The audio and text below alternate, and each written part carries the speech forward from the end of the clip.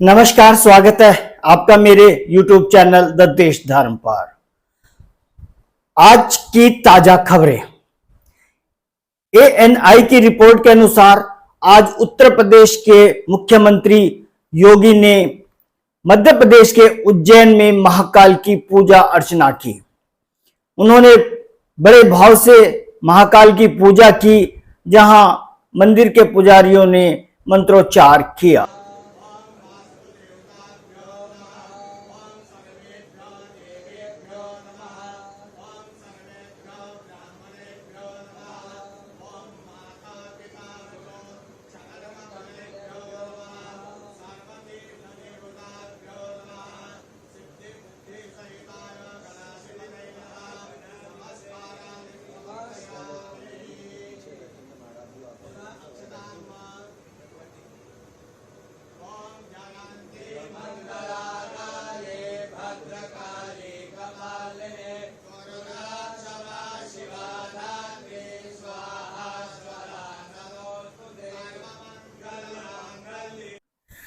बसपा के सांसद मालूक नागर ने आज फिर दोहराया कि बसपा न इंडिया गठबंधन का हिस्सा है न एनडीए गठबंधन का हिस्सा है, मगर उत्तर प्रदेश में हमारा 13.5% वोट बैंक है, जो वोट आज भी इंटैक्ट है।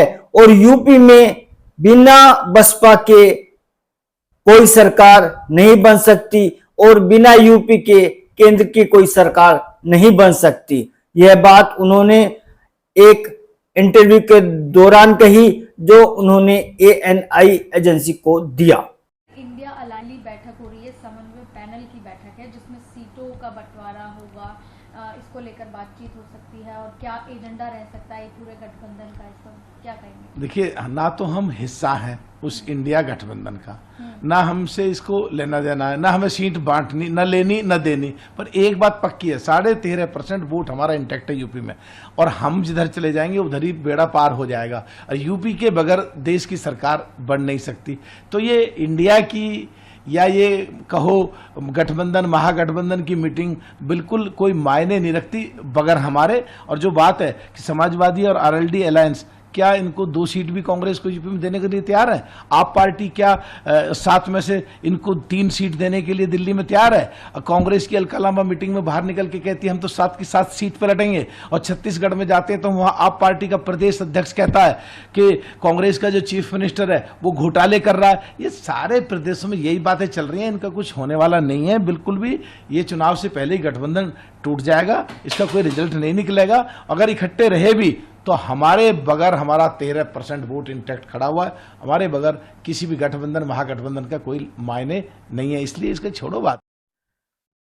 हिमाचल प्रदेश में बारिश से हुई तबाही का जायजा लेने के लिए कांग्रेस की महासचिव प्रियंका गांधी वाड्रा आजकल हिमाचल प्रदेश के दौरे पर हैं। उन्होंने कहा कि बारिश से हिमाचल में बहुत नुकसान हुआ है।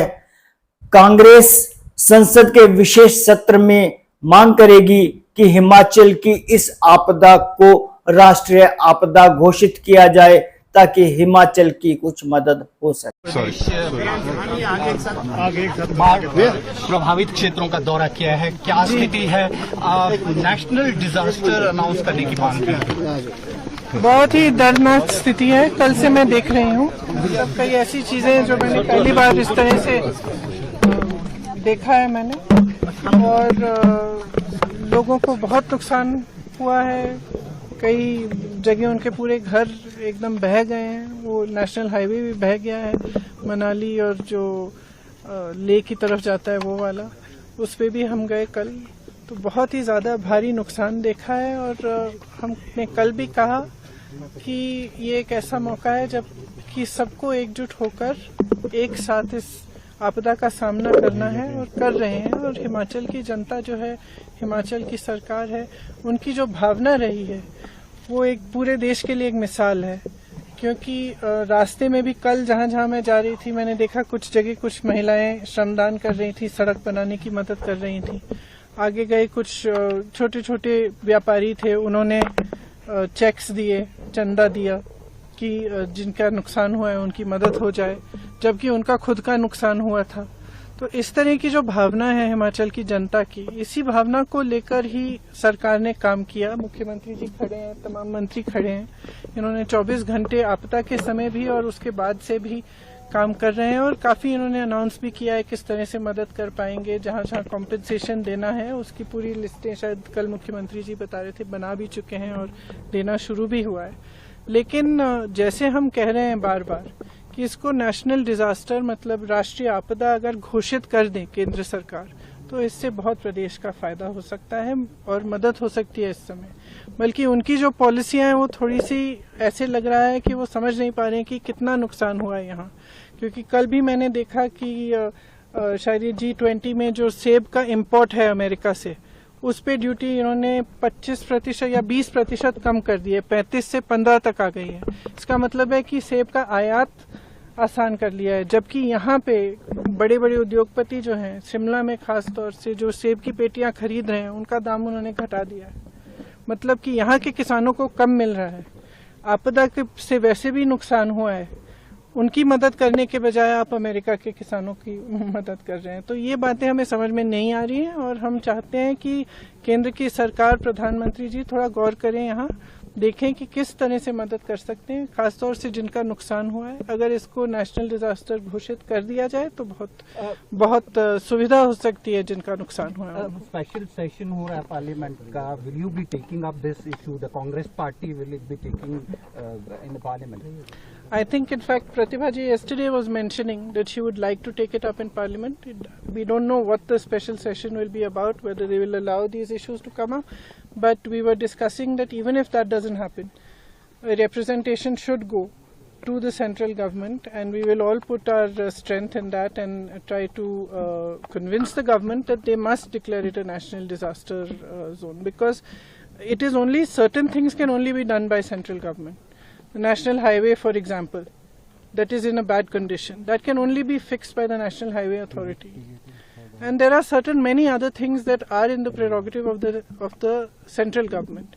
And this is not a time, कल भी मैंने कहा, ये कोई समय नहीं है कि ना हमें राजनीति करनी है इस पे, और मेरे ख्याल से मुझे नहीं लगता कि कोई और भी करना चाहेगा। इस समय ये समय नहीं है कि वो देखे कि यहाँ पे कांग्रेस की सरकार है या भाजपा की सरकार है। ये एक ऐसा समय है जहाँ इस तरह की जो आपदा आई है, पहले कभी नहीं हुआ है ऐसे, और लोग इतने परेशान हैं, इतने त्रस्त हैं, उनकी मदद करने के लिए सबको आगे आना चाहिए। इसका राजनीतिकरण बिल्कुल नहीं होना चाहिए। केंद्र सरकार को भी ये समझना चाहिए, हम तो वैसे भी कर ही रहे हैं जितना हम कर सकते हैं। You have completed. राजस्थान का कोटा शहर बच्चों का शमशान घाट बनता जा रहा है। बच्चों पर इंजीनियरिंग और मेडिकल प्रवेश प्रतियोगिताओं का इतना दबाव है कि बच्चे आत्महत्याएं कर रहे हैं। आज फिर एक बिटिया ने आत्महत्या कर ली। यह बेटी झारखंड के रांची की रहने वाली थी और मेडिकल प्रवेश प्रतियोगिता की तैयारी कर रही थी। यह कोटा राजस्थान में इस वर्ष होने वाली 24वीं आत्महत्या थी। सरकार इस पर कोई एक्शन नहीं ले रही है और बच्चे माता पिता की अति महत्वाकांक्षाओं की बलि चढ़ रहे हैं। आपसे निवेदन है कि कृपया हमारे चैनल को सब्सक्राइब करें, वीडियो को शेयर करें, लाइक करें, ताकि हमारा चैनल कुछ ग्रो कर सके। धन्यवाद।